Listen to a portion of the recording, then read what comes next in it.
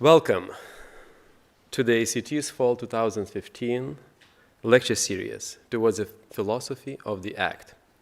I am Gediminas Urbonas, director of the MIT's program in art, culture, and technology. In 2005, when the Monday night lecture series was launched, it aimed to bring together artists, cultural practitioners, and scientists from different disciplines to discuss artistic methodologies and forms of inquiry at the intersection of art, architecture, science, and technology. Over the last 10 years, and perhaps more, we have developed this series, expanding our scope, continuing to invite the critical thinkers and cultural producers of our time to come together to address current issues and contemporary challenges. Our Fall 2015 lecture series, Toward a Philosophy of the Act, brings together a selection of artists, filmmakers, and cultural producers across the disciplines of art, pedagogy, architecture, and urbanism to focus on method as embodied experience, engaging the MIT community and beyond through praxis in relation to themes of architectural simulacra, economies plus systems, constructed realities, participatory design and designing social systems, collective production and sites for conversation, spatial practices of the commons and rhizomatic platforms of exchange, and the problematic of teaching art, teaching as an artistic problem. The title, Toward the Philosophy of the Act, refers to early work of Bakhtin from 2001 that meditates on the difference between physical and mental acts. And I made this mistake, mediates, because he is really a father of dialogical thinking, right? So you all the time construct these tensions.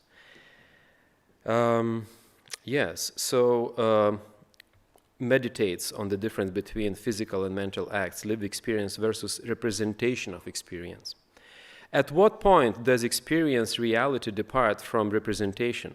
What are the corporeal consequences of living or performing artistic methodologies outside of traditional context?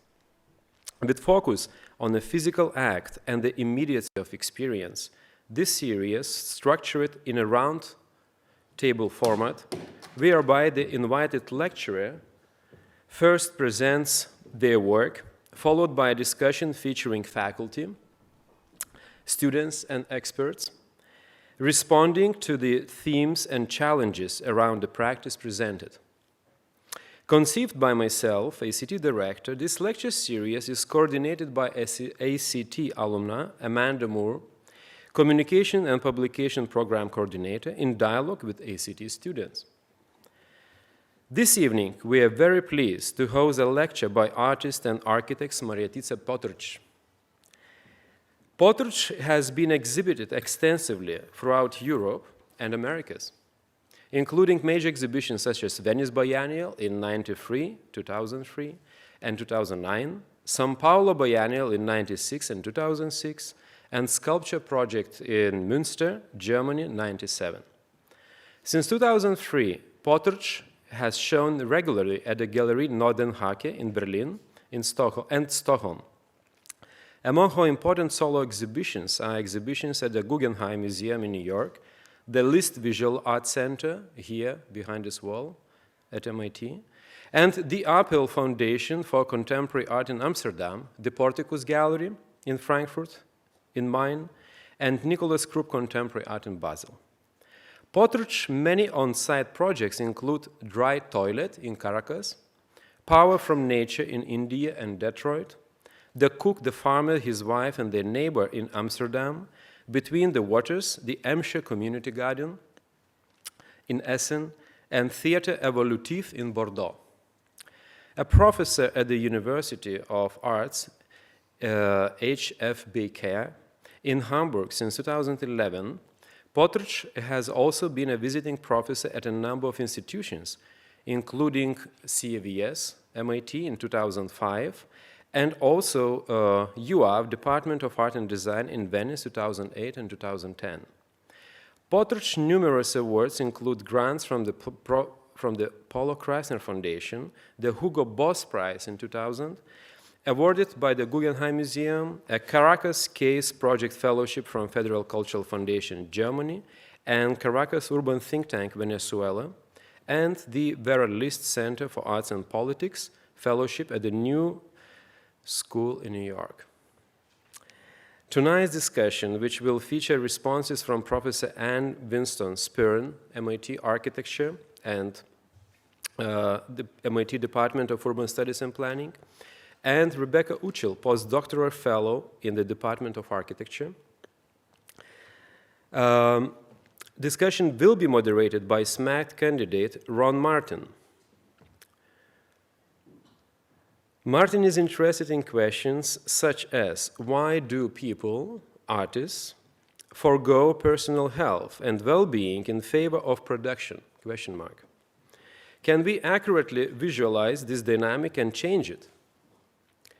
Martin's art reimagines large, expensive technologies as small, affordable devices to be used by wide audiences. Martin harnesses the energy and data produced by these devices to make informative critical art installations that manifest hidden ideologies in the global urban context. Martin studied art in the Cooper Union and Städelschule in Frankfurt. Martin has been widely exhibited, contributing to numerous publications, even producing a text in preparation of this evening's event, which is available at our info table by the entrance. Martin has also lectured at the Porticus Gallery in Frankfurt and the 2009 Venice Biennale. As tonight's moderator, Ron will now introduce some themes and our respondents.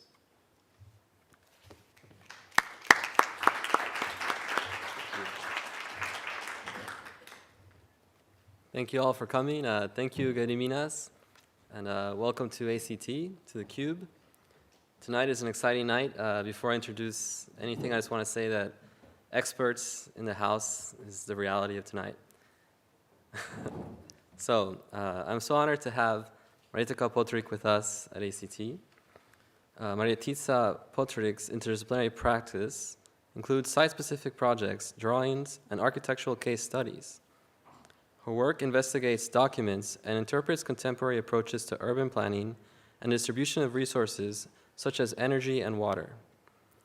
Her work has expanded the notion of the gallery to explore displacement of pre-existent forms as a direct tactic of critical engagements with the world outside of its white walls.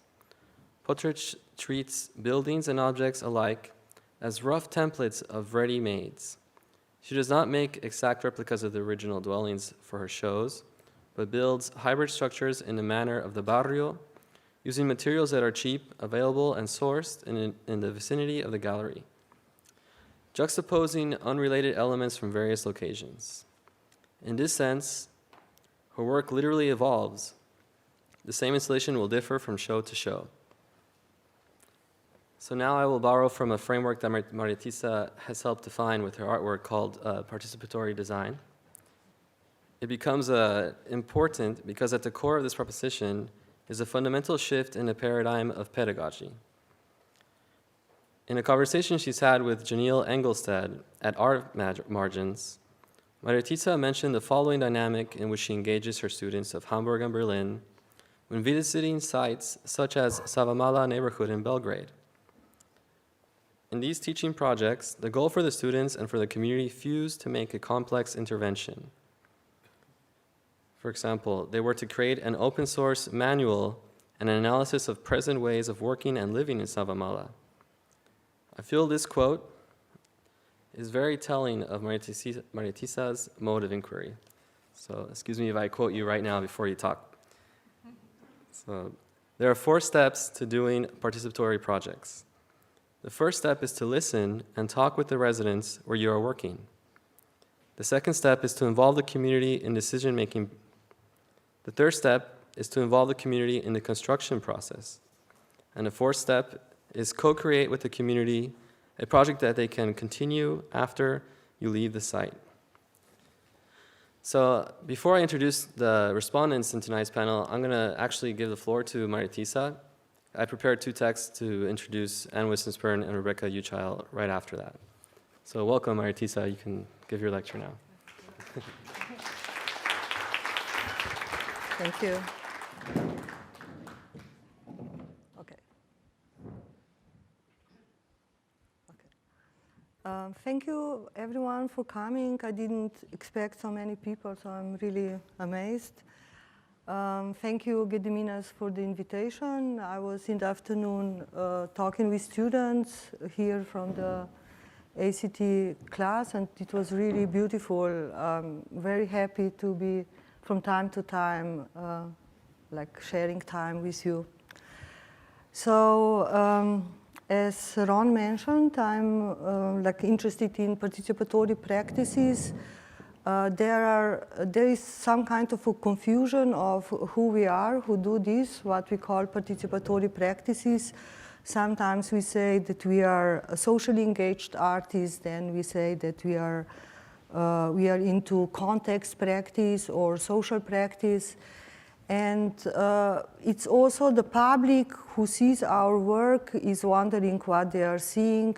Like, for instance, if by being involved in a community garden or building a platform with residents in Soweto, South Africa, people would come and would say, or comment on the work, they would say, is this art?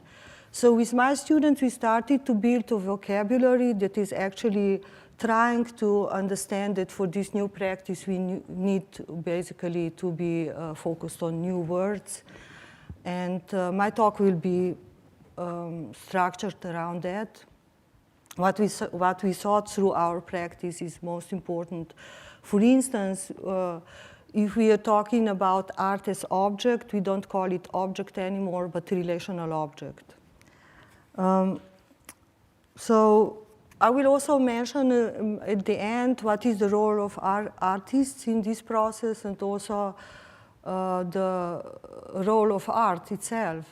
And I would just say before starting my talk that there has been a link between knowledge, territories, and politics that I think is super important that we think and are aware of when we are doing participatory practices. So today I will talk about two projects that I was involved in. One is one was in Soweto, South Africa, 2014, a project I made with my students. And then the other one is actually a research project that I made, let's say 10 years ago in Acre, the state of Amazonia. There are like two very similar cases how they treat public space as a social agreement. So I chose them as sort of examples. So what we are looking here is our two community meetings. One is in Soweto, one is in Acre. And both communities, what was important for me, as I said before, is that both communities created a social agreement that governed the place they inhabited or they inhabit, which actually leads to a new citizenship, a citizenship which represents a new power relationship between people and the government. And it actually, we are not talking about top-down trickling of knowledge from politicians to people, but the opposite. We are talking about the horizontal exchange of knowledge between government and people. And any one of you who has been involved in participatory project, you know what I'm talking about. It's basically this shift of the power that is very important in the projects. So those two locations, just wanted to show you, okay, before we looked at community meetings, but this is the location where the projects took place. Soweto started as a suburbia of Johannesburg. Now it's a big suburban sprawl. I think it's bigger than Johannesburg itself, 2.5 million people. On the right side, you see a photo I took in Acre, Amazonia. It's actually, we're talking about forest communities. I started especially when I was working in Soweto, I suddenly realized that violence is a very important indicator of a failed public space. So allow me to talk a little bit about that. First, we think of public space as a space of encounters, free for everyone, a democratic space. Today, we know that freedom in public spaces that are privatized are actually imposed. Freedom is restricted, or social agreement is imposed, better like this. But it is actually overwhelming and uncontrollable violence that indicates that there is no social agreement in the space. And as an example, I'm showing, like on the left side, Johannesburg, April 2015, springtime this year, anti-foreigner violence. And on the right side, you see illegal logging in Amazonia. And violence in the case of Johannesburg is addressed at people and things like shops of immigrants. And violence in Amazonia is addressed directly at forest and forest communities who, of course, cannot live without the environment that supports them. I would also say it's not just, as I said before, there is no, there is a public space is a social agreement, but I also say without social agreement, there is no public space. So the question is, how is social agreement, how can be social agreement reconstructed? And also, how can we reclaim public space if this happens? I think that for me, it's like super important that, that we are aware of the power relationship between people and the government. And I'm not talking only about politics, but also university. Usually still a lot of academic, or most of academic institutions are organized top-down. So from people who know to people who don't know. It's actually this idea of education and teaching. And if you think about yourself, students as researchers, then you actually understand that you can have a really role to be also a mediator between the two if we turn this pyramid around.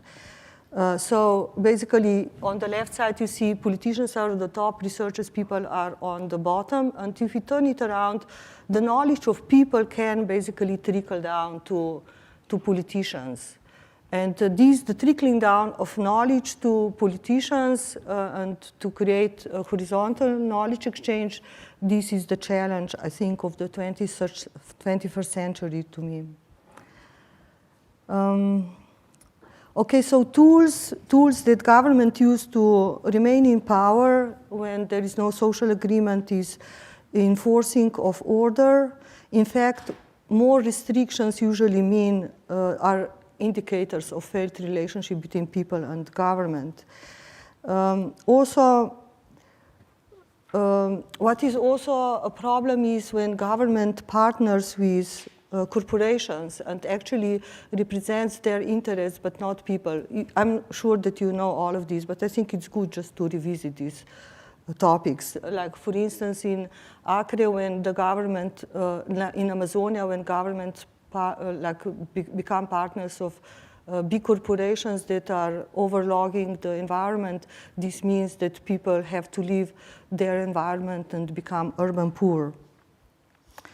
There is also, I come from Europe, so we are experiencing withdrawal of the social state. And it's very important to understand that the state is also talking about participatory society, but they think it in a totally different way as we talk about it, me, who I believe in bottom-up practices. So I like to quote to my students King Alexander of the Netherlands, who was inaugurated in 2013, 2 years ago. And he said, well, the social state is out and we all live in participatory society, meaning that the state wants to withdraw and that people have to take care of themselves. And I think that's very important for everyone to know that we are already there. So it's actually on us to understand that we should take care of also this self-organization and the future of our neighborhoods. So the land. So this was actually, I didn't think about it, but the land became a big issue for me.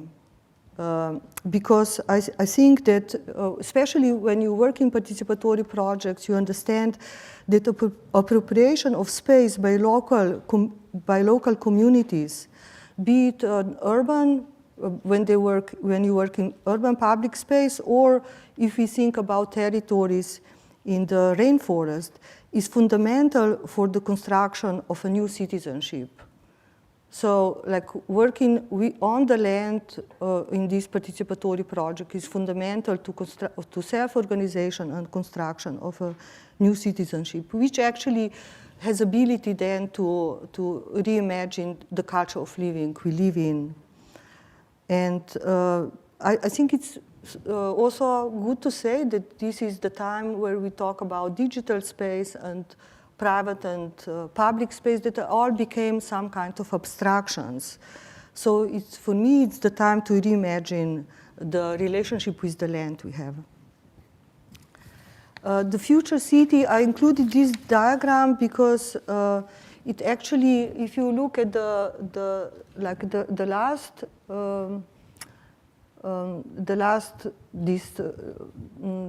new culture of living versus consumerism. So if you, I made this diagram when, after I spent time on two projects, one in informal city in Caracas and the other one in the modernist neighborhood of Amsterdam. And they were completely different communities, but they have both experienced the lack of the state. So when we were talking with the residents what kind of future city they want to live in, they were talking about the past and the present. And the past was metropolis, the present or the future was a network of neighborhoods.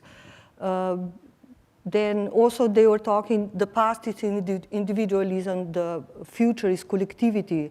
And instead of consumerism, which is fast, global, urban, and unpolitical culture, they were talking about new culture of living, which is long-term, local, and has also new balance between rural and urban, and of course is political.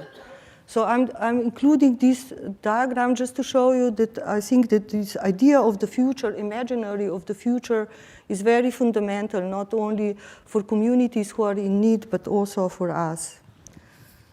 So a few words about Acre.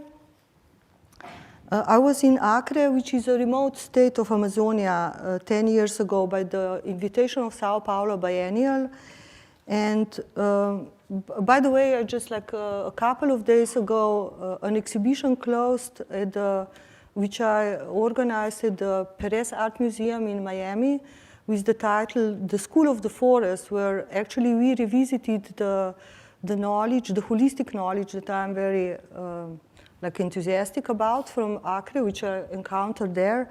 And we invited anthropologists like Povinelli and also Paula Tavares and so on, many interesting people that were actually revisiting this, the knowledge in the current time. So forest communities.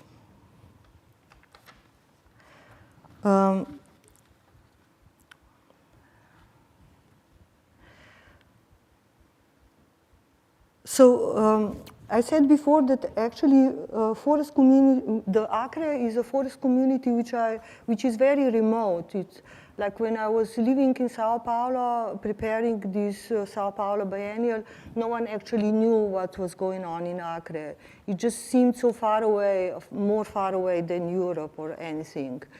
And at some point when I was doing a research there, I think I stayed there two months, I realized that they were more free to embark on new experiments of social organization than cities like Sao Paulo, or for that matter, even cities like Boston or whatever, who are actually, we are weighted down by the civilization that we created.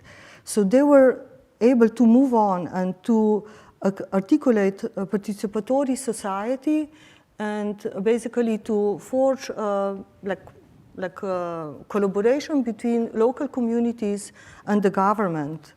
And what is also interesting is that the government, for instance, in Acre, they say we are not regulators, we are coordinators. So basically they stepped from their power.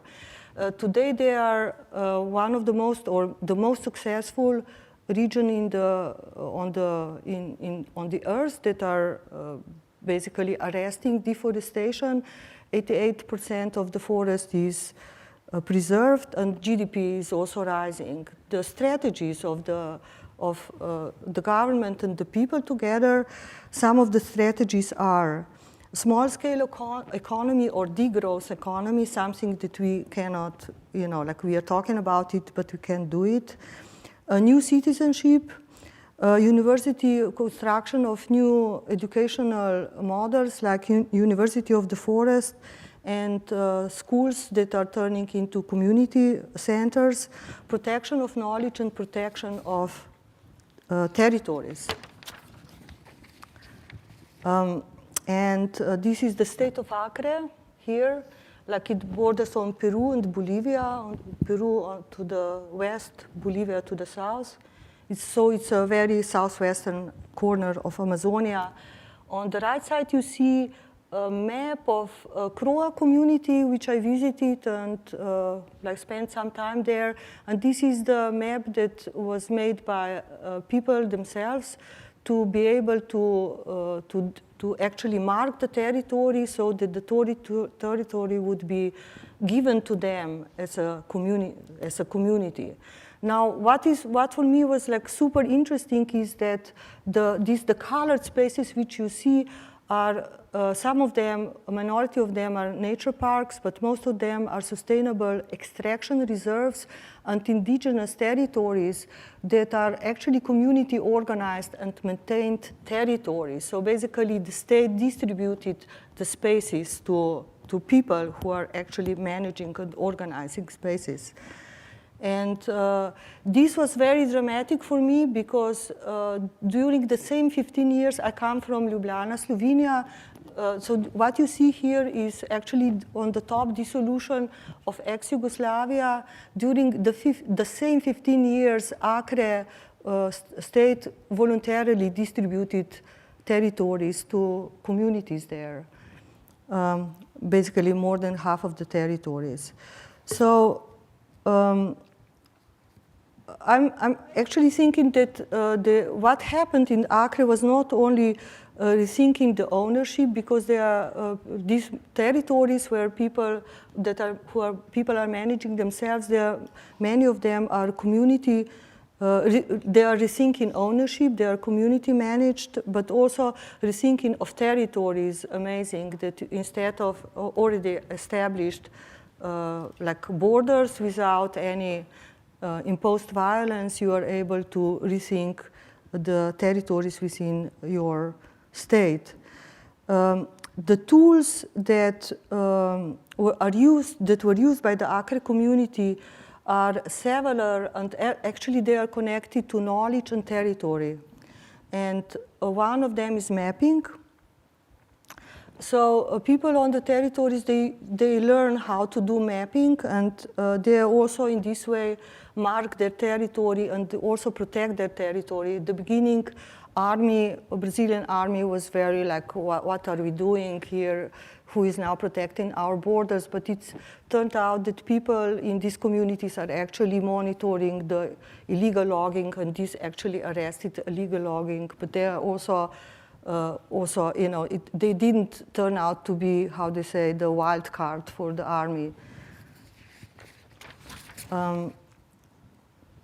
Then university, another tool is to rethink education.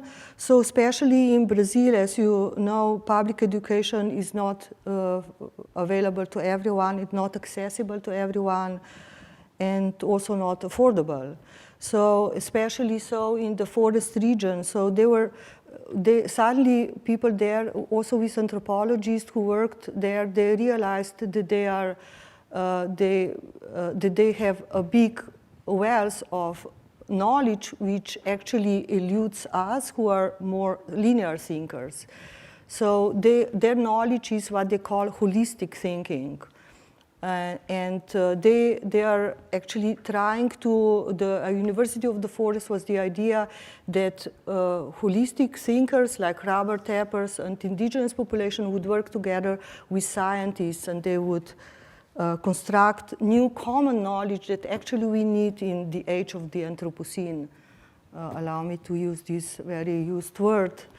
I think that, for instance, one great example is the, I just heard about it, it's a UNESCO project for 2015, the intergovernmental platform on biodiversity and ecosystem services that is actually asking people to come forward with the knowledge, which was usually called gray literature, which means something that cannot be considered as something of a substance, especially in the academic institutions. And academic institutions also have, the problem is that they are sheltering the knowledge. So now the challenge is how to get the knowledge between scientists and people so they can construct a new knowledge. But the drawing on the right side, you have a lot of, all of these are of course my drawings. This is a drawing I made when I was in Acre. And it shows this concept between a scientist, an Indian, and a rubber tapper. They construct the knowledge together, and they say it's about shared knowledge on equal basis. They were also quoting, this is another quote from Acre, we are not objects of the study, like they usually were, but we are subjects of knowledge. They are, basically they consider themselves as authors of like face painting and so on. But they are not interested, as indigenous population, they are not interested in the ownership of land traditionally, which I think is interesting for us who think that ownership is the holy thing.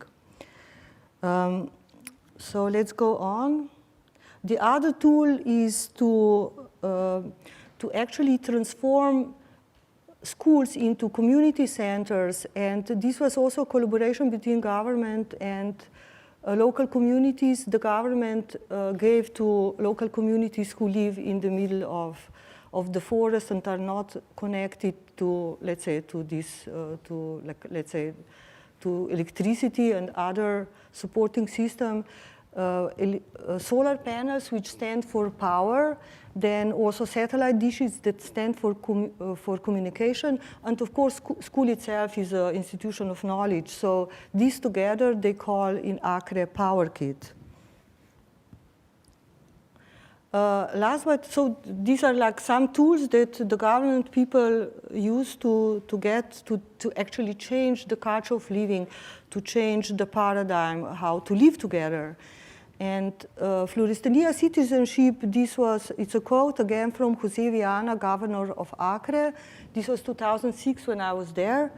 And they came to this agreement, and I thought it was sort of beautiful because they positioned themselves, after all, against cities. They said, we cannot accept the concept of citizenship because it reminds us of cities. We are people of the forest, and we protect Floristania, the citizenship of people of the forest. Floristania is happiness, respect for the environment, and making money from the forest without destroying it. It seems very simple, very naive, but very true. It really, somehow this was a political vision of residents and the government. On the right side, I have just like 3 notes here. Ownership is actually turned from private to community, and now I'm making like a 2 wild statement. But many territories are actually, they do cultivate in a collective way. And again, José Viana, he said, it's not about to support this idea. He said, it's not about ideology that you might think. It's not about capitalism or communism. It's about how things are done here and what really works here. Then, of course, community, the commons, it's been a lot of talk about what is commons. And I always, also I'm reminded that actually the ownership was imposed on commons, I think, I don't know, 17th or 18th century. And it's a paradigm that was working very well before the ownership was imposed, let's say, with enclosures in England, and then it trickled. There were reforms all over in Germany and so on. So this idea of another understanding of the ownership of land, I think it's very important for the future. And usually we also hear in the neoliberal today that economy actually should tell the politicians how to go, but we have seen in this example of Acre that it's actually politicians, the politics, that can envision new models of economy. So you have to, as a politician, stand for the new models of economy. And how I'm doing? Oh, I'm fine. So the Soweto project, this is, I jumped to South Africa. This is a project I made with my students last year in 2014. And it was a totally beautiful project because it's a construction of vocabulary for the practice which we did together with students. What you're looking at is actually a big, quite big, let's say, public space in the middle of residential area of Soweto that was a dumping ground for 40 years, which means not only for like 20 years during apartheid, but also 20 years after apartheid. And we turned it together with residents, my students and myself. We lived there 2.5 months. We turned it together into community maintained and organized public space, which I want to say again that is a new kind of public space. So I want to, for this presentation, I want to show construction of this new kind of public space. I have to tell that today still there is a big dependence of people in South Africa on the state, which is actually a burden from South Africa, but it's still perpetuated. Very strange because ANC is actually a representative of the black population. And I will tell a little bit about why this is so later. Here is the class. We are a class of social practice.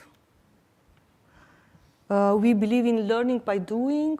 We don't study from books first, but we study from books after. Like when you actually encounter topics that are very important, this is what we are then learning. It's always, we do always collaborative projects. And the photo shows students and community members when we first, our first meeting on the plot, when we decided to start working on the plot, which then became Ubuntu Park. This was the name given by the community. I also want to tell that this was sort of, the project was a brainchild of a very small nonprofit art organization in Berlin, which is called Urban Dialogues. And they received a grant which allowed them to make a project which was called 9 Urban Biotopes, Negotiating the Future of Urban Living. So why I love to be a part of this project is the conceptual framework that they put behind it. They were asking for long-term residencies, which is actually a totally different model that what we encounter if you are asked to go for a residency. Usually it's just like 1 week or very fast with students, for instance. Then why? Because they said we should really focus on exchange of knowledge, which shouldn't be superficial, but it should really benefit the two, people who come and people who are sharing knowledge with them. It was a project that connected 5 cities in European Union and 4 cities in South Africa, and we were spending time in Soweto. There were also two formats which I loved. They were, at the end of our stay, there were evaluators from the Goldsmiths College, I don't know what kind of public space department that came, and this was very fundamental because we had really a checkup, not only ourselves but also residents, and integrated reporters that were supposed to be from the community. So this is actually what the project asked us to be part of, which was great. This is my student statement because I was asked to teach at HFBK, which is University of Fine Arts in Hamburg, in the Department of Design. I have no clue about design. So, but they asked me to teach something which is not product design. And when we started with these projects, it was also confusing for other students, not students of my class, but for other students what we are doing. And this is a statement that my students put up once they presented the project. We said, what we design is a process of working together, so meaning that people come first. We also do objects like construct a platform in Soweto, but it's actually people who are important for us. And of course, the platform then is not only object, but relational object. Working together. We share a very simple philosophy that just by working together and not only by talking to each other, you can really change your culture of living. You can really produce change. And horizontal exchange of knowledge happens only if you really work together. We are also the students, and I are always, wherever we work on such project, we say it's not our project, it is your project. It's important to tell people with whom you collaborate that we are on equal, to make clear that we are on equal level. And actually, it's Ron who already told you the 4 steps of participatory design. And here they are again for you. It's actually something that is not new. It has been with us, I don't know, since the 60s, very well articulated. But it has not been, these strategies have not been used by architects and urban planners and, I don't know, communities, because they actually ask for long-term engagement. And as you know, politics and how the constructions go, they are very fast. So there was never a time to accommodate this process. And more than this, the neoliberal policies are actually presenting people who are on, like people who are local as sort of crazy crowds. No, you can't. So you are actually, this is my imagination. You know, I also studied architecture. We were always afraid to go down to the community and ask them something. So it's actually, this idea was somehow imposed by the knowledge system. So if you look at, there are 4 steps. One is about really studying situation before you go there, then involving the community in thinking about the project, but also in doing. And what is the most important is the 4th step, which says to transfer the responsibility for the developed project to the community in order to leave behind a sustainable work that benefits the community in the long term. This means that you have to have ability to withdraw. No? You have to, in this way, the project is alive and well. So the success is when you become irrelevant. And here we see, again, the community meeting of the Ubuntu Park committee. I just want to tell you how people organize themselves in this park. So there were 5 groups. One group is about violence, one group about maintenance, then third one is about food. They were considering urban agriculture. Third is about children's playground, and also art and culture. And this community organizes and manages Ubuntu Park, the public space. So again, this is not a public space free for all, but it's actually managed by the local community. So it's new kind of public space. That's very important. Like territories in Acre are new kind of territories. There is also, after we left, the community organized another committee, which is called Environ Ubuntu Park Projects, which actually tries to manage relationship with other institutions and agencies. So this committee is actually taking care of this land, but they also try to reach to others. So the new, I was telling before that how this project was very important for me because it talks about, we try to construct a new vocabulary for the new practice. And the tools that people, that residents use to change this one condition to the other are, for instance, relational object, performative action, rituals of transition, placemaking.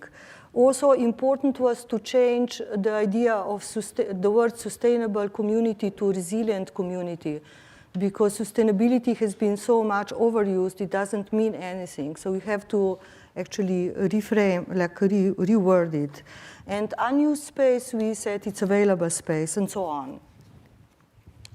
So but before I show you the tools, the examples of the tools, I want to show you that actually I didn't understood myself why the project was successful with the community until just before we left, when there was this evaluator who came. She was from Kenya, one of the evaluators, and she started to study about history, and I said, I'm not really interested about history, and then suddenly we got it. Public space in this community was a trauma, and I tried to explain. And we just started the process of healing the trauma. So this is a success of the project, is to start the process of healing the trauma. So trauma is this. During time of apartheid, Black African population was excluded from public space. You couldn't sit on a bench like those two guys there. They sit on a bench which says for Europeans only. But they also were excluded from public sphere. They couldn't vote. And this loss has been internalized. And since then, they started to disregard their own public spaces. So this is like a photo which I took from a local newspaper when I was there. So our park, or this area which was full of trash, was not the only one. It's just like everywhere. So why do you trash your own public space? So the people themselves, they lived, we said when we came there and we saw how people were dealing with this issue, which they didn't want to touch, of course, was some kind of state of paralysis, a certain terrible status quo, a state of inaction, and we said, well, here we feel like waiting, people are waiting for Godot in one of Beckett's plays. So this complete paralysis. So how do you overcome this? So how do you turn no man's land into a functioning land where people can say it is ours? So it's not no man's land anymore, but you can say it is mine. By cleaning, it was a very simple tool, cleaning the space. In this way, you reclaim the space. Of course, this is a ritual of transition. So I think it's important to say this is a ritual of transition, this is a ritual of transition. So you understand, it's these transitions that are very important, that you actually have to work with, that you come to another state. There was no, after the project, there was no dumping anymore in the place. Performative action is another tool. For instance, when we organized together again with residents the Soweto Street Festival, which actually bridged two projects, because we also, one student was working in a school in another neighborhood she was organizing vegetable gardens at the school. So we made this procession from one project to the Ubuntu Park, where there was actually inauguration of the project coming. And it was very important. I didn't understand until then that this procession was super important because it somehow functioned as a Freudian mirror. You know, like you as a group or as a community, you suddenly understood yourself as being a functional society, as having a positive identity. So before it was just like dispersed, but then these people is our neighborhood. And act of naming is another. So also, yeah, this is also important, like for people who are performers, you know, you see yourself as performer in the parade, but then you also, because we know that all participatory projects are also political schoolrooms, then you also envision yourself as being actor in politics. So performing in this parade that is actually showing the power of the neighborhood is actually a step towards more political awareness or empowerment.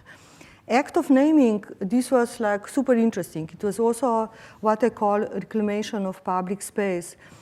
So as I told you before, this was no man's land, but it was also a place of no name. No one, the place had no name. They just said this is this piece of land next to the church and next to these two streets. So for the inauguration of the park, of this space, Paulina, who was a principal of the kindergarten, she came up the stage and she said, this is Ubuntu Park. Before it was hell, and now it's paradise. And it just seemed so huge, so I thought about what was she talking about, and actually it's very simple. The hell, when she says this was hell, she talks about a status, unbearable status quo, like a state of inaction that people were, so you live next to this dumping ground, but you don't do anything for years and years and years. And paradise is actually that people that actually they claimed ownership of the plot. The name itself, does any one of you know, you should know what is Ubuntu from the Ubuntu, this, whatever, Ubuntu, like, I don't know, computer system, yeah. So a name stands for, like here is one guy who write it down in their language, means the people is the people because of other people. And in this way, I was very amazed because this is the time when Sowetans want to be, everyone wants to have their own car and they want to go to shopping malls and so on. And they chose the name which actually talks about traditional South African values, which is sort of living together and relying on each other and not about individualism. And they chose it as an idea for the future, again, like what I was showing the diagram before. So basically, they took traditional community values for the imagination of the future. And placemaking is another tool. What you're looking at is the beginning of the construction of the theatrical platform, which we built together with residents, and it just became a symbol of like reclaiming the public space here. And I want to tell you, because like in America, placemaking has also been associated with this neoliberal development. But here, like I'm talking about placemaking in the way how sociologists explain it, and they say that any community that wants to be recognized in society needs a physical space. So again, in the time, space really matters. So in the time, again, when we are living in digital space in other abstractions, it's very good to remind us that space actually really matters to reimagine how we want to live together if you want to forge a different model of coexistence, because it usually goes, it's very simple. Again, you go from reclaiming community, then you go from there to reclaim neighborhood, and then to reclaim the city, and so on. So your political awareness grows. The platform is a relational object, so there we come to relational object. Construction of the platform together with residents became this tool to reclaim public space. But it also became like a tool to reclaim the future. So Bongani, the guy who here on the left side, he said, I quote, this is what I learned from the project, that there is future, not only now. I will tell my children I was a part of making the Ubuntu Park. So for residents, this was like a state of learning process to understand that there is not only now, but there is also only future. I will explain it a little bit later on. And this was the same, the idea of this kind of future was also shared with the members of Mayor's Committee of Johannesburg. I'll show you how they are structured and what they try to achieve within the government of Johannesburg. But here at last we come to the role of artists in the process, and I made this diagram to show the relationship between art and culture. And I always say that it's actually not about, the question is not about what is art, but the question is what is culture. This is the main question. And why? Because art depends on culture, but art as a relational object is also a tool to change culture. And I also want to say here that art, like I also have different practices when I'm sitting in my studio making drawings. I'm not a mediator, I'm just like an artist sitting in my studio. But if I'm working on these kind of projects, I become co-author and mediator. And it's, again, not only mediating a relationship between trying to I don't know, build relationship between residents and like governmental agencies, but it's also important to mediate the idea of the future the residents have, because you come from the outside, so you have a special ability to make the change happen. So they actually are suddenly able to visualize the future and try to do something about it. At the end of the project, students were saying that they don't like to be called collaborators or mediators, but especially co-workers. So this is also, I'm telling you, because we are like here in educational institutions, so researchers actually are, in this case, if you work like this, you become a co-worker. And here we come to MMC group, who, this is members, some representatives of members of Mayor's Committee of Johannesburg, who came to look at the project, and they said, yes, we support social projects. They are like it's a good strategy of empowerment, and we would need more of them. And they were also talking that the biggest problem is dependence on people on the status quo, and especially here in Soweto on the models that were just perpetuating since the time of apartheid. So dependence, you always think the state will give you something. And hands out, yeah, hands out. This is another drawing which I made to explain MMC is this little thing up there, like a cake, a little cake. And on the bottom you have Ubuntu Park, the people, in the middle you have the government. And the interesting thing is that MMC is part of the government, but they took themselves out and they try to link they try to not to work with other governmental agencies, but to work with like people like in our project, but also they try to find partners elsewhere. So why is this important? Because I think these sort of not only are like projects like Ubuntu Park, participative projects like laboratories of human coexistence, but government needs these kind of laboratories as well.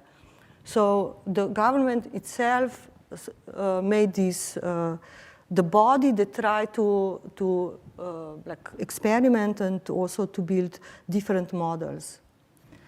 Exchange of knowledge. So when so this is how, like, this, you see construction of the platform. We work together with residents there. We try to figure things out. It became many times, because we were actually on the deadline, we decided together with community we want to build a platform because there is this Saturday and we want to have inauguration of Ubuntu Park and so on. And people who worked with us, they were just rerouting the process all the time. And I never think about myself as linear thinker, but in this case, I was very much a linear thinker. And I try to explain this with this, okay, which doesn't come. Maybe it comes, something is wrong. We didn't look at the, maybe it's not downloaded. There are like some images missing. Okay, I'll try just to explain. Well, it's not there, no? Yeah. But I can explain. So linear thinker, you think in this line, like linear line, and these guys, they were thinking what I call thinking in outliers. So linear thinking tries to be objective, and you try to be really functional. Okay, so we knew exactly what we want to do to come there. And these guys who were thinking in outliers, they were actually working like this across the line, which I'm saying they are rerouting. It takes more time. They put in subjective thinking. And the thing is that the project at the end can be the same or different if you use this other strategy. And the interesting thing was that at the end, when evaluators came and they asked us what we learned from each other, is that these people in the residents with whom we work, they said they understand that now they understand the linear thinking. That was very interesting for them because it includes the idea of the future. And we said that suddenly we understood the linear thinking is not better than the other way. So it's very important because I also think that I'm democratic, but also I think that linear thinking makes sense. So we should do this, no? The line, and not this. So this was a big, what do you learn? This is the most important thing we learned. And okay, I'll go. And one super nice slide is missing, which actually shows the violence in Ubuntu Park. And actually the question is, maybe I just go to here first and then go to the one which is missing. So safety, is it safe to leave a string unattended? No, actually it's not. So we left a string unattended during the night. We were trying to, this is the platform, and we put those, of course, it was not possible to work with iron because it would get stolen. Then we found out that it's okay to work with wood. Wood will not be stolen. But we left a string overnight, and sure enough, when we came in the morning, it was gone. The public space at this point was still, and it still probably is, a vulnerable space. And we take for granted that public space is something which is safe, but in case of Ubuntu Park, we have learned that public space really is a construction. So here it was being constructed while we were working on the project. And what for me was very important was also the discussion about the fence. Of course, I come from modernist tradition, so I said, no, people are the best security if we organize, and also the members of Mayor's Committee, they said the same. If we organize activities and there will be people using the space, this is the best security you can imagine, but the residents wouldn't discuss this. They really demanded fence, and it started from like 2-meter high fence or 3-meter high fence with barbed wire on the top, and then we came to symbolic fence. But the thing is, they really wanted to mark their territory as communities in Acre did. And the slide which you don't see is actually, the question is, can we live, okay, let's see. Can we, okay, so we constructed not only a platform, but also a barbecue stands. And we didn't understand why no one used them. And is it safe to lunch in the public space? No, it's not. This was the question on the previous slide, because everyone comes and eats your lunch. Because there is no public space as how we understand it is not constructed yet. So there is no bubble of what is a semi-private space or semi-public space. It's just like we started from scratch. There was no man's land, and now public space is being constructed.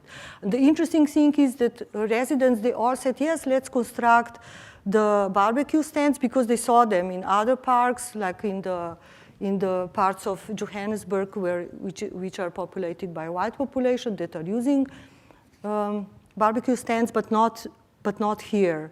So I think this was also a very important lecture for me, that basically it's just like we are so naive to always put our models on others, even if you don't want. How do we want to live together? This is Paulina again, who gave this famous speech on the platform, and I would say that I was very inspired by another project in Johannesburg.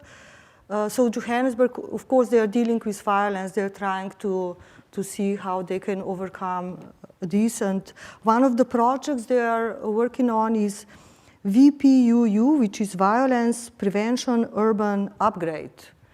They are constructing spaces of encounters and of exchange. And I talked with Anne yesterday about community gardens. This is exactly what community gardens in Europe are doing today. It's a place of exchange.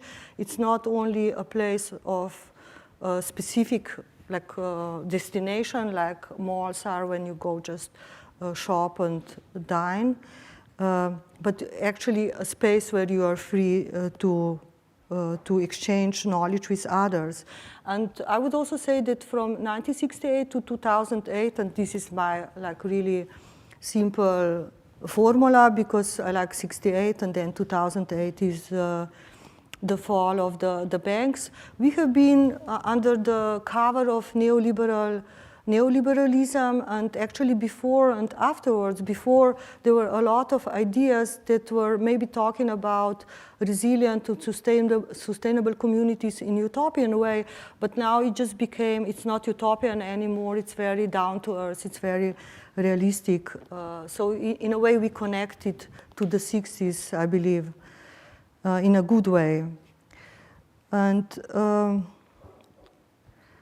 the question actually remains, how do we activate these participatory projects on a larger legislative scale, I think. And this again involves the idea of the state and also the role of architects to actually reposition themselves. So, of course, I'm not preaching about revolution. I'm not a revolutionary person at all, but I'm thinking that it's very good to understand that we are in some kind of a flow of re-evolution, also like 1968 and 2008. And for Ubuntu Park, these people who live there, this was, the project was starting to heal a trauma of what was or what still is unresolved, or they are in the process of healing of trauma of public space. And maybe for us, it's important to understand that also by claiming spaces, we should somehow move forward to reimagine public space we live in. Everything here is privatized, right? So maybe it's funny I'm talking about this here. So I will close with this. Thank you.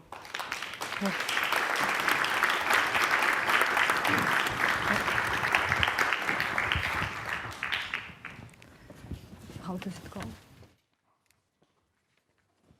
Thank you so much, Marjetica. That was really eye-opening and encouraging at the same time. You really see how involvement is something that you have to nurture, and art can grow this way, and actual change can happen from art. So allow me to introduce two of our respondents tonight. We'll start off with Whiston Spirn. So I asked myself, how could one begin to introduce someone like Whiston Spirn? To begin with, she is the professor and chair of the MIT undergraduate program in urban design. With a long focused critical trajectory in theorizing urban growth as a complex relationship to nature and the built environment, and developed an outstanding voice in urban design with her texts, like The Granite Garden, Urban Nature and Human Design, which won her the President's Award of Excellence from the American Society of Landscape Architects, the ASLA. The Granite Garden still has vivid impact today, three decades after its publication, as it is provided as required reading throughout academia, and is also the director of the West Philadelphia Landscape Project, a 3-decade effort that has provided change to an economically and environmentally marginalized community since 1987.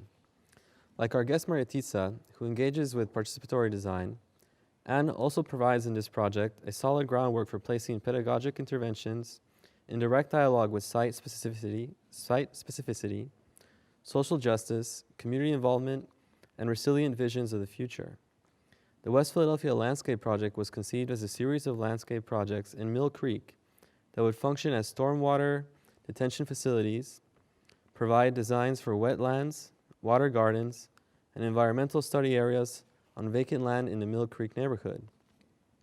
The landscape of West Philadelphia's Mill Creek neighborhood was a catalog of the failures of 20th century urban policy, planning, and design. Some policies and projects were deliberate and insidious in their effects. Most were well-intentioned but misguided. The U.S. Federal Housing Administration's guidelines for underwriters, first spelled out in the 1930s, included the race of a neighborhood's population and the age of its buildings. These guidelines contributed to redlining, the banking practice of refusing to grant loans for the purchase of properties on the basis of location. Ann's project is a courageous development of education reform in the real world, an engagement in what it really means to teach landscape literacy, and evidence of the collaborative efforts of over 300 Salzburger middle school students and teachers and hundreds more MIT and UPenn students.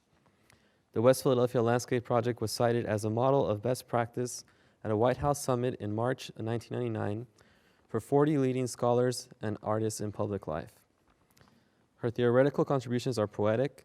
Her historical lens is focused on a unique, yet vastly relatable fabric, and her critical instinct for what is needed in public space, our common grounds, simply prophetic.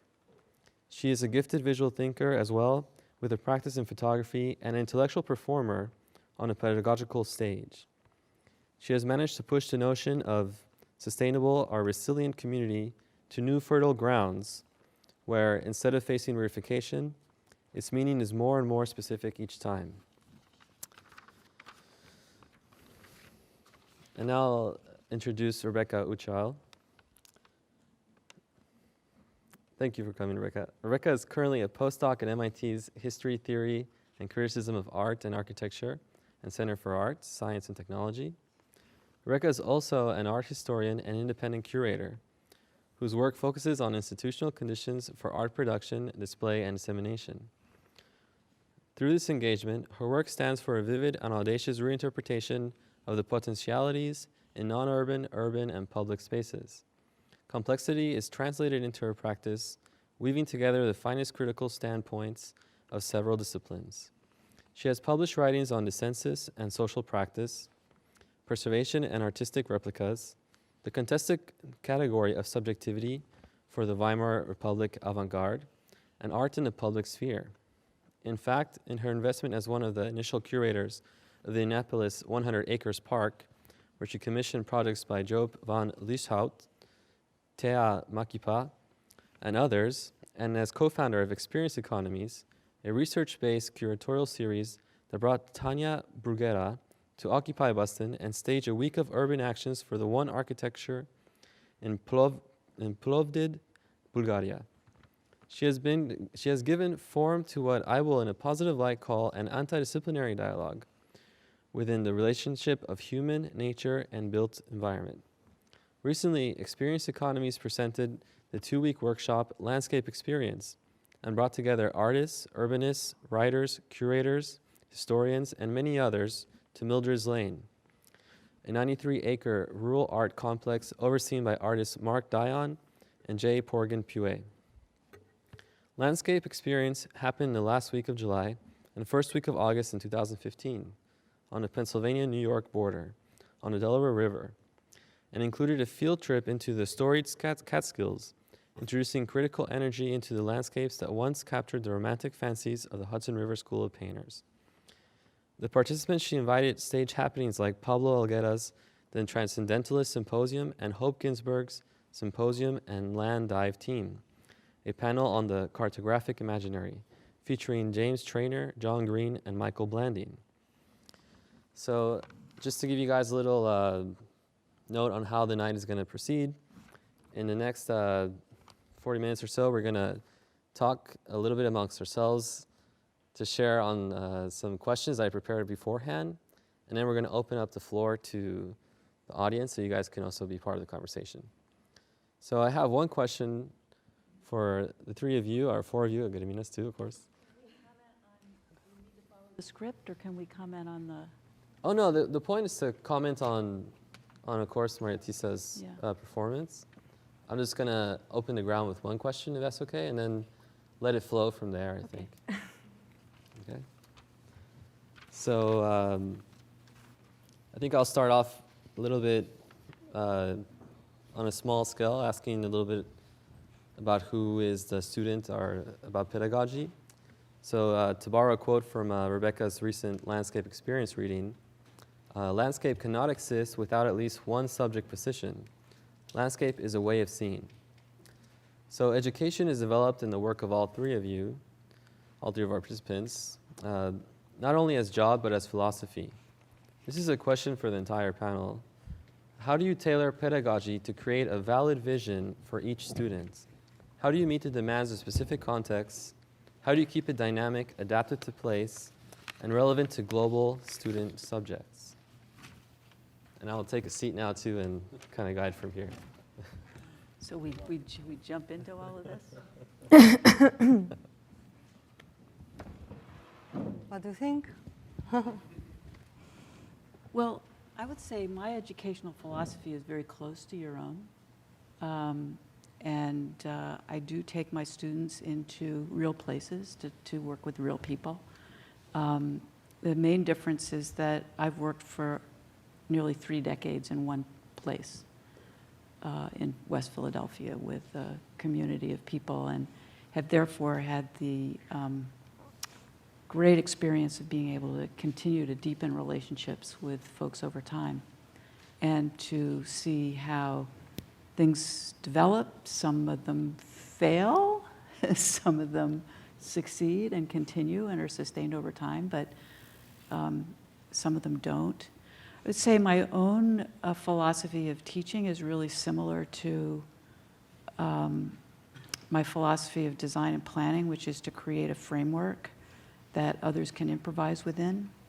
And that would be whether I'm planning with people for a place, or in teaching a course, I see it as I set up a framework, I establish the syllabus, the readings, but within that, there's room for students to find their own vision and succeed or fail, because to take risks, but to develop and express their own vision, not a vision that I have preconceived in some way. So in a sense, it's a lot like working with a community.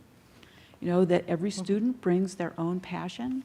Every student, we're really fortunate here at MIT, particularly in our master's and doctoral students, they've been out in the world for several years at least, and so they have these rich world experiences already that they bring to the classroom. And so I don't try to plan everything down to the last dot. It's really just, it's opening up, it's creating a framework that suits the particular course at hand and the knowledge base. And then within that frame, the students improvise.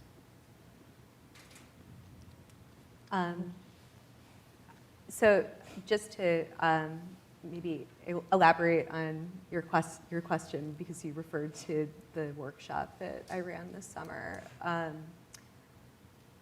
I started the landscape experience inquiry with the premise, or maybe the revelation, a revelation to me at least, that landscape sort of always implies a subject position, that unlike the sort of nature object that maybe can exist outside of human consciousness. This is something I'm sure we can discuss a little bit more, because the nature culture issue is like in the room with us. But landscape sort of always seems to suggest that you're observing a landscape or shaping a landscape or depicting a landscape. It sort of enters the US English vernacular arguably through landscape painting. I know this is the subject of a roundtable that Anne Spirn was part of, but I spent a long time reading the transcripts of these different versions of the etymology of landscape. But I think almost all of the participants ultimately agreed that landscape, at least etymologically, comes from some version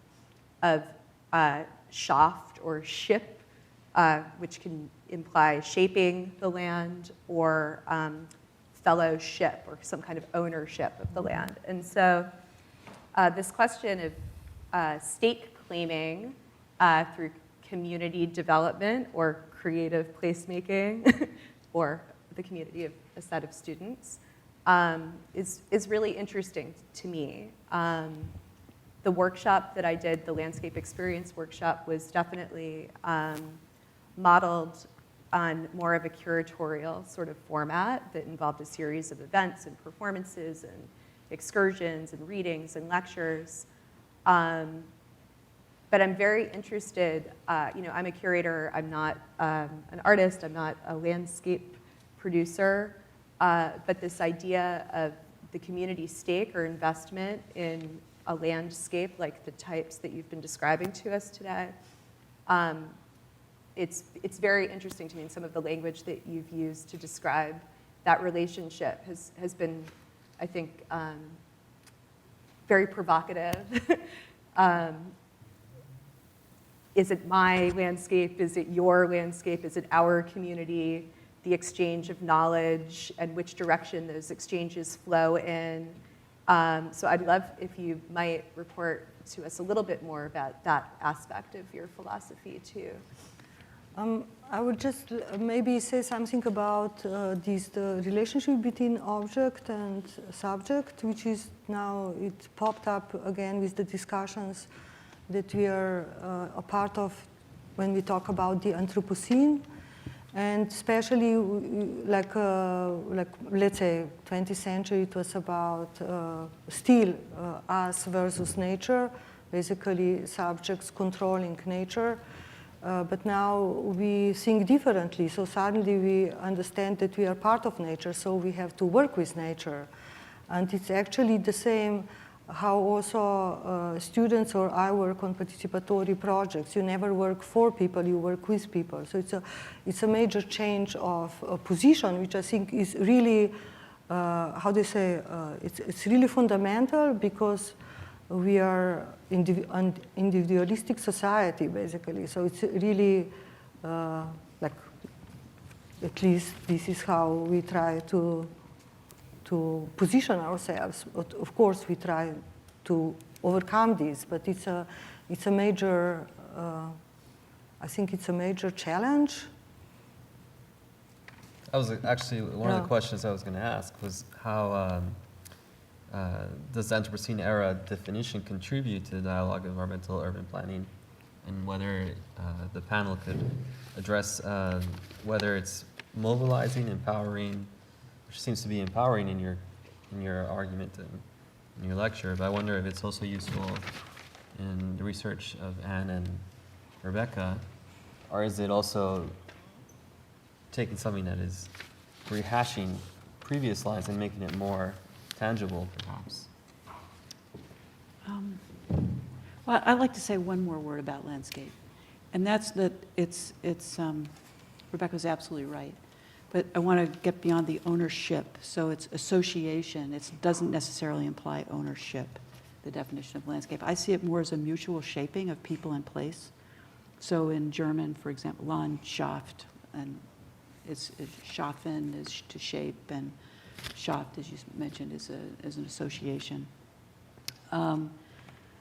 But I think I'm perplexed a little bit because basically your lecture tonight was one that could have been given at the Department of Urban Studies and Planning. Mm-hmm. And there are people working in our field using the same methods and arriving at the same types of products. And my colleague Randy Hester, for example, who taught at Berkeley for many years, wrote a book called Ecological Democracy recently that links the work which you referred to that goes back to the 60s. But at MIT and many other places in urban design and planning programs and landscape architecture programs, this tradition has never been lost. It's been sustained, and the methods that you outlined are absolutely part of what we teach. So you guys can come over and do this work, over in Building 10 and Building 9. We teach courses in participatory action research, and we have practica that takes students out and work with communities, respect local knowledge, work together through all of those steps. So, but I think that art has something more to offer, and I think your work goes beyond what you presented tonight. And I'd like to pose the issue, what does art have to contribute that's really distinctive from methods of urban design and planning? And for me, I love your project in rural Austria, the 100 Tables project, because that is not a project an urban designer would have done. I don't think, really. Are you all familiar with it? So it's, you came with your students and were invited to come to this rural town in Austria, and after staying there for some time realized that the central square in the town was dead. It wasn't being used. It was really dead space. And so they came up with this brilliant idea, and that was they constructed this. I don't know, it was with the community, 100 tables. 100 tables, and set the tables up in the market square, and invited the residents of the town to come and bring a dish of food, and activated the space and turned it into something new and fresh, and a planner never could have arrived at this. And then everyone got to take a table home, So they weren't left in the market square. They got to take the table home, and guess what? These guys went back to Hamburg, but the residents continued this tradition of bringing the tables together in the market square and sharing food. Now, that's brilliant. Thank you so much. And it's something an urban designer or urban planner would never think of doing. And that's the kind of inspiration that I look to from artists for my own work, to take me out of the box of my own methods into thinking about, and I love your term, relational object, which has now become part of my vocabulary, because this notion of an object that you're not focused on the object itself, you're focused on the relationships that it creates. And as you design it, you don't design it from some aesthetic formal perspective alone. You design it with people to create relationships. And it then also becomes a metaphor, And it symbolizes these relationships, and it's a catalyst for these relationships. Like these tables were these relational objects. So I'm going to be thinking differently about, I've started thinking differently about my own practice and going back and saying, well, okay, that was a relational object, And the reason that I didn't think those were good was because they weren't relational objects. They were just objects. Yeah. I have an interesting story to tell in connection with these project curators. They gave us a little money, and then they expected us to build a structure, something, in the public space. And we said, what is this? We don't want to do this. And we proposed this project, which is actually a monument of the community. We called it a monument that would then be distributed, and they hated it.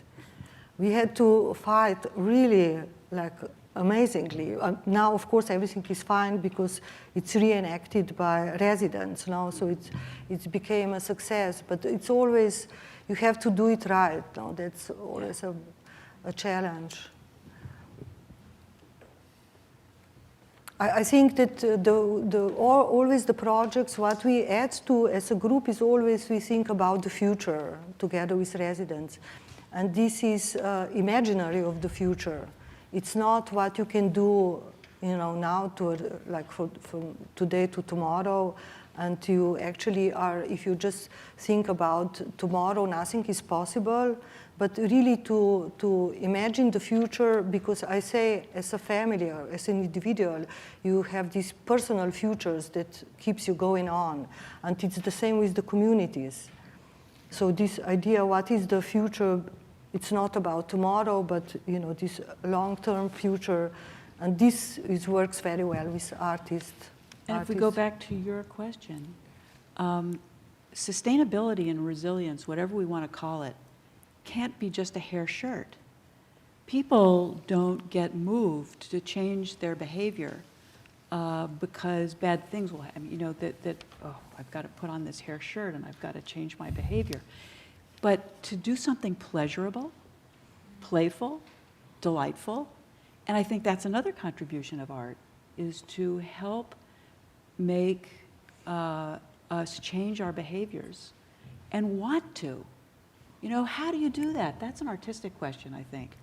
And also this notion that you mentioned of designing a process, whether it's designing a process of working together or designing, this notion of designing a process, I think, is something that's I recognize in your work, Gediminas.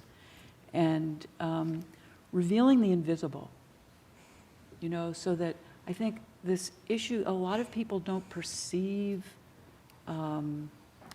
processes going on that are sustaining them and their lives. And how can they learn to act differently if everything's invisible to them? So that's another artistic problem, is how do you make the invisible visible and tangible?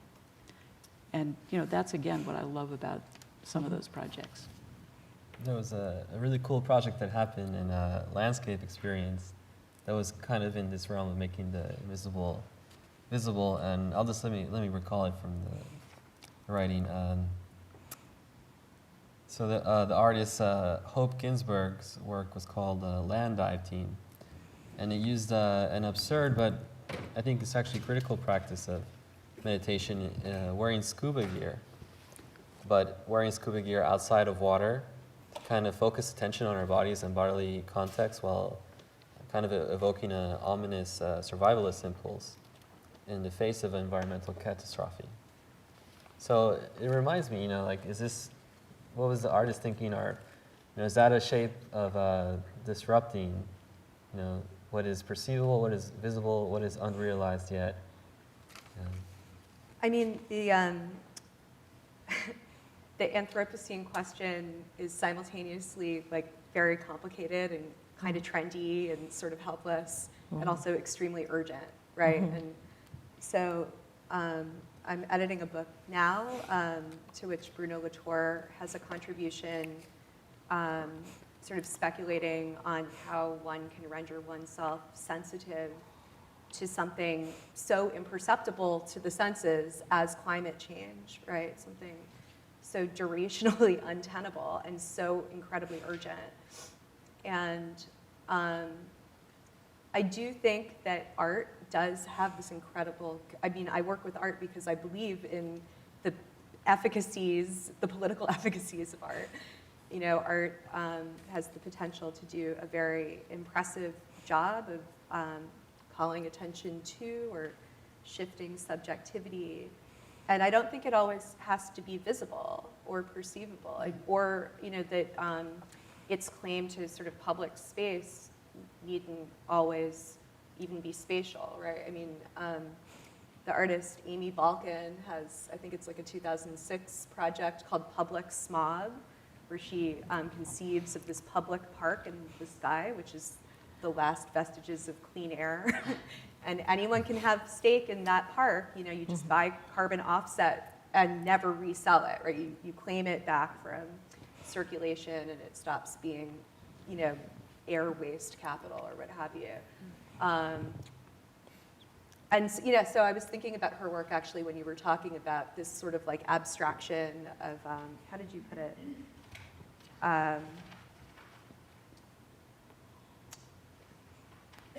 Well, you were talking about sort of the abstraction of space. And I think that's where I came to this question about ownership a little bit, because to be sure, I also don't believe that landscape implies ownership by definition. And yet, I mean, I'm a historian, right? So historically, you know, in American painting traditions, that is sort of what it did, was with the landscape would claim ownership of land. And because I'm not an urbanist or an architect, I get to behave very naively and pose the question. I mean, you did talk a bit about ownership this evening, and even in Acre, right, where you said there's not a tradition of land ownership, and so there's this polemics of this project that assumes that there's a type of ownership implied in a relationship to land. Or I thought a little bit about your Caracas project that understands that the outdoor space or the public convening space might actually be behind walls and not visible. Or even here, this Johannesburg, the Soweto Park, the lack of safety of the piece of, I thought that was a really interesting notion, the unsafe string, because the string itself, I don't know what the string's opinion is about how it gets deployed, but I presume that whoever used the string felt like it had a really good purpose in the end, you know? And when I was in South Africa for 6 months in 1998, and it was right when the whole country was being wired for electric service. It was a new sort of universal right of the citizens of South Africa. And most places you'd go on the eastern part of the country or in the Transkei or Ciskei Mountains, there was no electricity because people would just take it down. I mean, they would use the wires for building, as you pointed out. And that was just sort of like a resource found in nature, so to speak. And no one seemed all that perturbed about it as we were, you know, striking up the generators. Well, don't you want electricity? Well, you know, they keep putting these wires up, and it's this fabulous, unending replenishment of wire that's just available to be used. So, I mean, I guess I was just thinking a lot about the relationship to, if we don't want to call it ownership, the client relationship of architecture. I mean, it's a different relationship, I think, than the artist's traditional mandate, and you sort of seem to be navigating that somehow. I think that really the major shift is to understand the landscape as not only producing some things for you, but it's actually you are a steward of the land. It's like what Anne was talking about. And this also shifts perception of what, you know, like, actually there are some very interesting new laws in European Union. My friend who lives in the Netherlands told me that actually you are not, if you're owner of the forest, you're not allowed to extract more forest, but they say, okay, do something different. And then people understood that if they are not just growing forest to cut the forest, that they looked at the forest more intensely, and then they saw it's mushrooms that are growing there. And it's just like it creates a second economy in the forest. Just one great example. I don't know why exactly I'm talking about it. I come from Slovenia, which is part of ex-Yugoslavia, which was part of the sort of communist countries of the East. So sort of communal owning is something which is to work in collaborations is something which I find natural. And also I have to say that Yugoslavia was not the hardcore state which would force people to go into this communal, like working on the farms together. There was some like little like tries after the Second World War, but it all died away when President Tito got like cross with Stalin, and then we actually, ex-Yugoslavia is a very interesting experiment in also co-owning, because it's actually interesting because, sorry to go into that, but I was listening to Hillary Clinton, and one of her proposals, she was one of the few people who had a proposal on this presidential whatever talk, and one of her proposals for economy was actually that workers would get co-owners in the factories. Is this, or in the companies, is this correct? This is how I understood it. And I said, oh my God, here again. And I actually welcome it, because I think really we have to rethink this current economic problem, paradigm. This is about and the commons, again, as I said before, the commons is something which was totally normal in Europe. I don't know, is it, I think it's the middle of 18th century. We do have Boston Commons. Okay, you have Boston Commons. Of course, yeah. Boston has everything. You can bring the animals. Yeah, yeah. But it really worked together. I know just because I was doing a project in rural Germany, so they showed us maps how the landscape was totally redesigned in 18th century, from little plots to bigger plots, and actually the ownership of land was implemented. After the Second World War in Europe, it was these subsidies from the state to farmers who would produce. So suddenly you would go into the shop, and then you would see like tons of milk products, tons of cheese, and so on. And now the policy has shifted, and now it's towards stewards of the land, and less about production. I think that's interesting, so we don't only think about art projects, so I'm actually pushing towards sort of policy and architecture, because I think that artists also, we need to understand those paradigms, so this is why I was talking about it. So yeah. We're running into the last 15, 16 minutes of the talk, so is it okay if we bring in? Open it up? No, I found a way to say what I wanted to say. Oh, okay. So I was going to open the floor up to the audience to ask us a few questions and proceed that way. Does anybody want to start?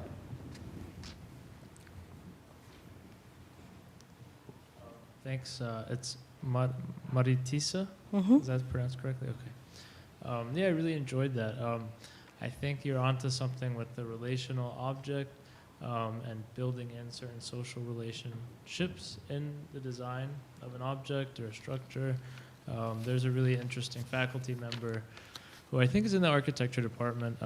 He's a structural engineer, John Oskendorf, and he studied this like ancient Incan bridge building method, which requires members of the community to weave or braid fibers in a yearly ritual, and each of the pieces are put together to build this bridge that connects like two really kind of impossible green peaks and a local village in Peru, maybe. But it's interesting to look at how, in this type of bridge, which dates back thousands of years, there is like a community ritual around it, and I guess, local systems of knowledge that are passed down through generations. Whereas you have, I mean, a larger scale bridge, let's say, that an architect or an engineer might build, and while it can transport cars, get you from one place to another, it becomes like a site of crime, violence, a place for drug use, let's say, historically. So it's interesting to consider how, I guess, yeah, certain ways of socializing are built into the architectural form. And I really like the string theft in a way, because maybe you know, somebody in the community might see string on the floor and it's just string, but if you produce a structure using only string, they see, oh, this is a canopy, or this is a structure. Well, you know, if you can use string to build a structure, then maybe I'll go use it to put a roof over my head, for example. So I guess even in the act of showing how you can use a material that's maybe readily available in a different way, that's pretty powerful. And that way, I guess, art creates different possibilities or intervenes in ways of seeing kind of local materials or objects that people don't look at differently, I guess. Well, it's just to follow on this string story, I think it was, you actually don't enter someone's courtyard and steal the string from their whatever pole. So what the string was missing was actually indicator that public space didn't function yet, no? But it was in the process. We were experiencing the process of construction of the social agreement. Basically, what I'm saying is that without social agreement, there is no public space. Basically, public space belongs to the social agreement. It just, as George Agamben says, we give meaning to an empty throne. You know, there is this throne, and you give meaning to it. Society, we give meaning, and sometimes there is no meaning, so things just get appropriated. I think it's a great pride in communal ownership on the Acre lands, for instance.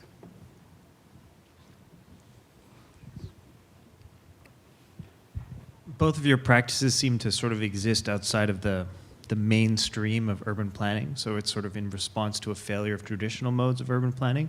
I'm just wondering, do you see a way where your work can scale, or does that interest you at all, or does it need to exist on this very kind of case-by-case individual level? Yeah, that's a good question.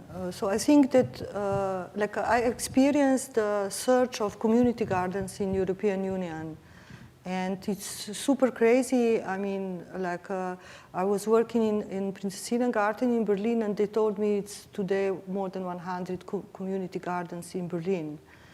And the idea is always how to, as I mentioned, how to put all these efforts on the, let's say, on the legislative scale, so that it's not bottom-up projects and top-down, whatever, but it's actually, they have to work together, especially today when actually the state is somehow receding, and the state is talking about participatory society. You know, we have to figure this out also for ourselves. So I think these kind of projects are really community building projects that can then become, you know, like a place of empowerment where actually you also start to understand your position and your role in the city making.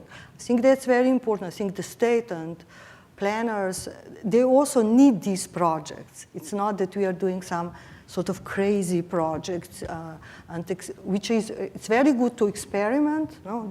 They are all experiments, total experiments.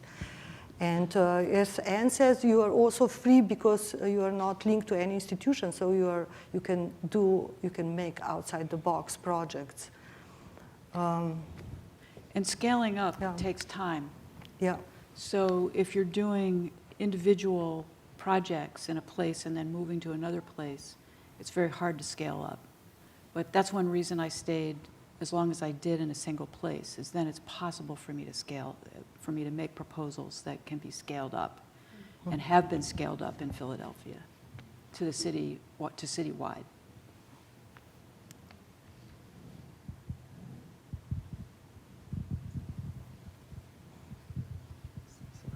You got people over there. Hi, thank you very much. I had a natural follow-up to the question, so I appreciate being given the mic. I'm really interested to hear more, you talk a little bit more about the role of the state in the way you conceive of your work.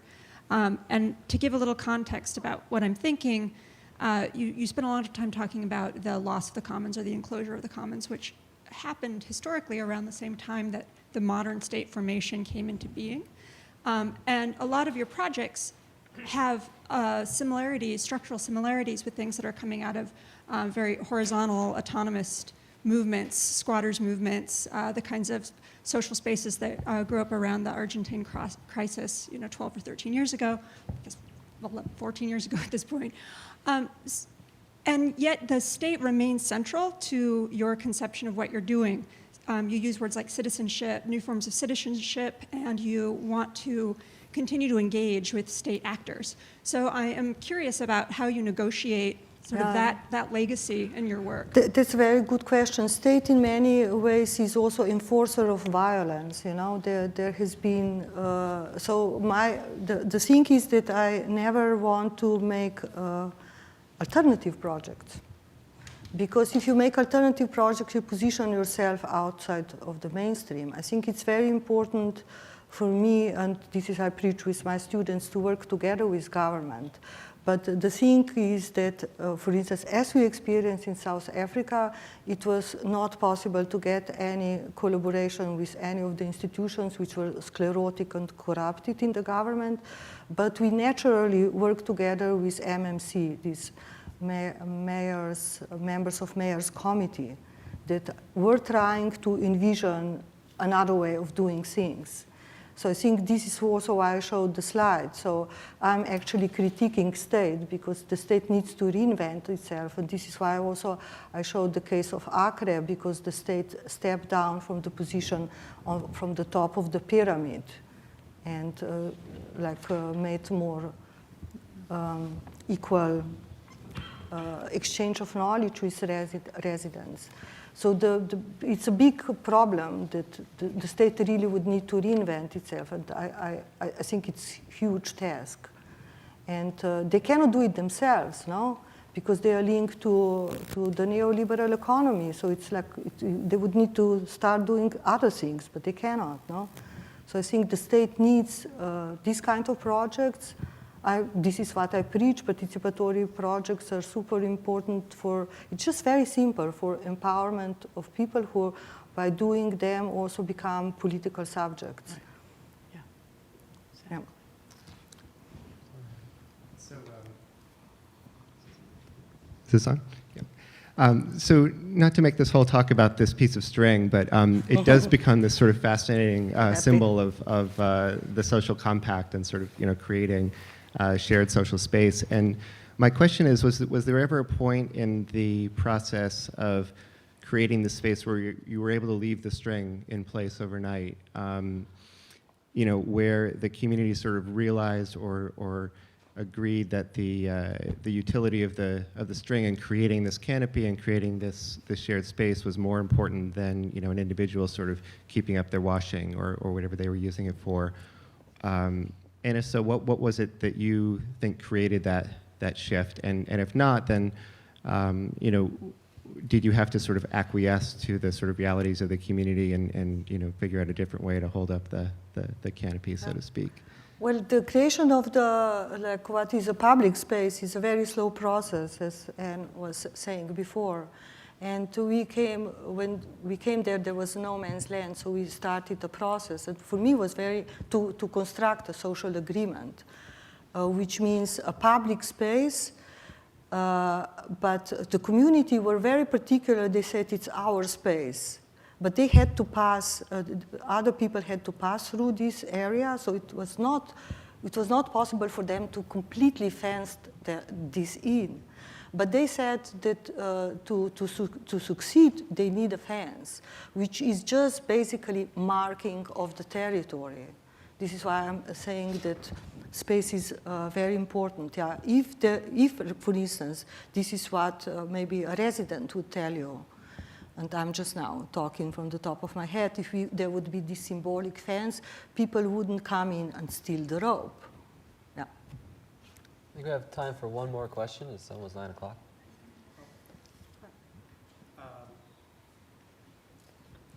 Maybe someone else should ask the question because I feel like mine's not a good one to end on. So, I don't know. No, come on. It's okay. Oh, okay. All right. Okay, well, my question, I'll try and be as quick as I can. I've recently moved here from Baltimore, where I was a part of various organizing efforts surrounding issues of state violence, and one of them specifically with the death of this man, Freddie Gray, and a lot of the protests that were really in response to the failures of urban planning.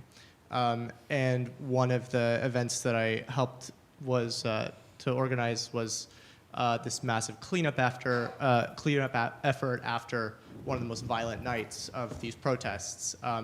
And it turned into this huge phenomenon where there was like 2,000 people coming, and it was like me and like one other person, and then we were working directly with members of the community that was hardest hit. And it was a really overwhelming experience, because it was like one of these things where I was not claiming any sort of agency. It was just the immediate first thought that I could figure out okay, how can I help? I mean, a lot of people were asking themselves that question, and so my first, notion was to try to organize a cleanup effort to, and I initially was just working around areas that I knew until we teamed up with other organizers who had been working in this neighborhood for like 7 or 8 years. My question for you is, as an outsider going into certain communities, how do you navigate this very contested terrain of not having a sort of hero worship aspect around it? I'm not saying that I'm not saying that is any intention in this work. I'm just questioning, how do you navigate some of those kind of questions? Because for me, I wanted to resist any sort of notion of, authorship, or like I was, in terms of like giving back to a community that I loved. Well, yeah, actually, the cleaning you were mentioning, I also saw it on TV. It's a very good example. I think it's important to say, to accept this cleaning as a positive community building tool.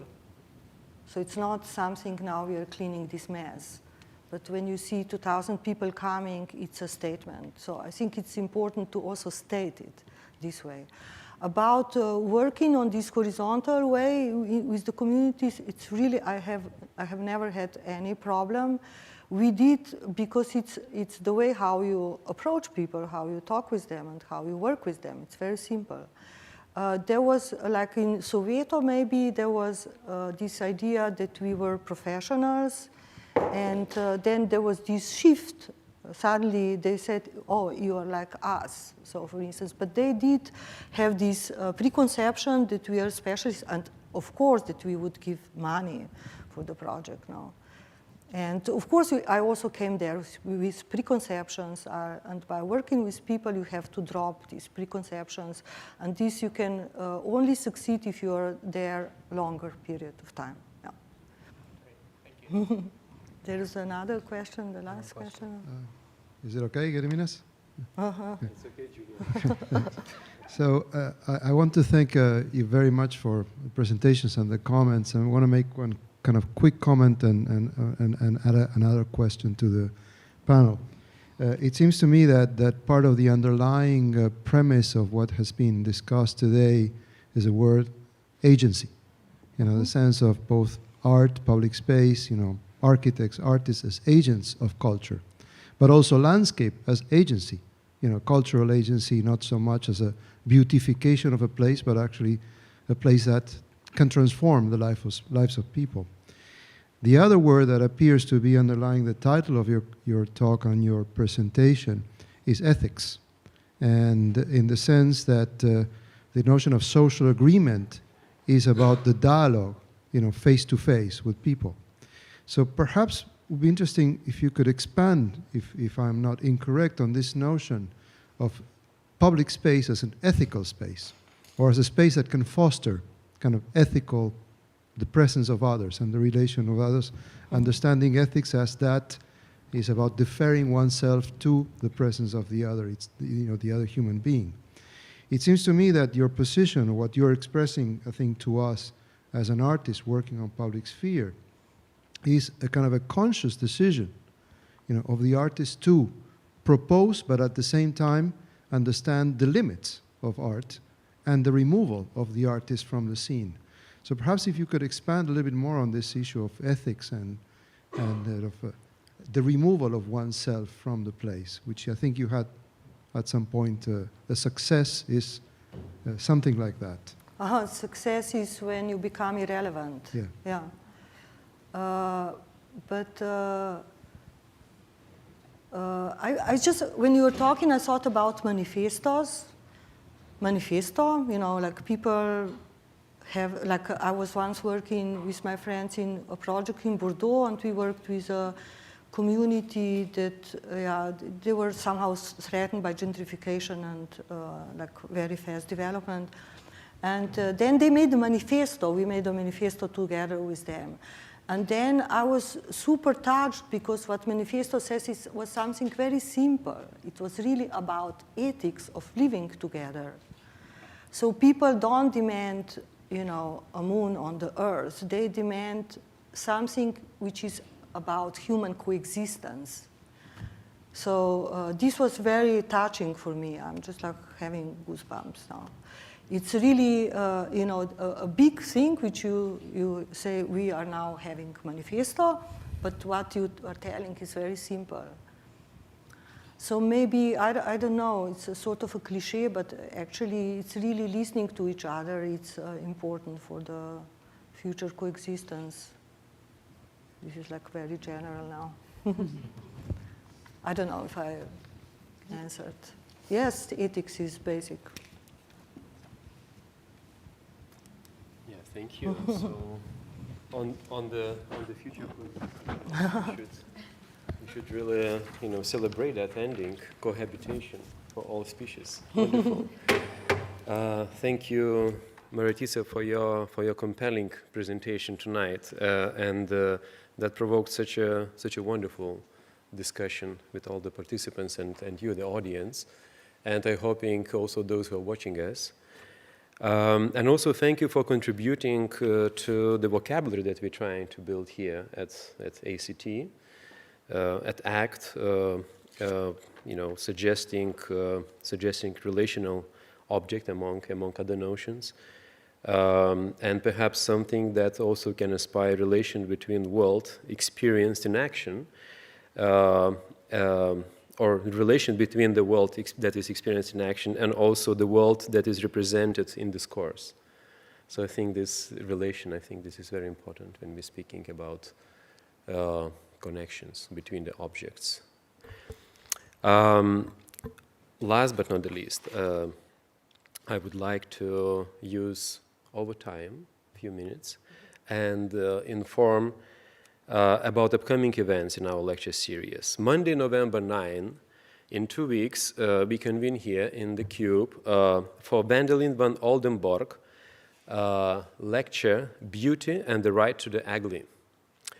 Van Oldenborg's lecture will be moderated by graduate student Neil Sansgiri, ACT, with response by Associate Professor of Writing and Digital Media Vivek Bald, Comparative Media Studies at MIT, and Research Fellow Sandra Rodriguez from MIT Open Documentary Lab and Comparative Media Studies.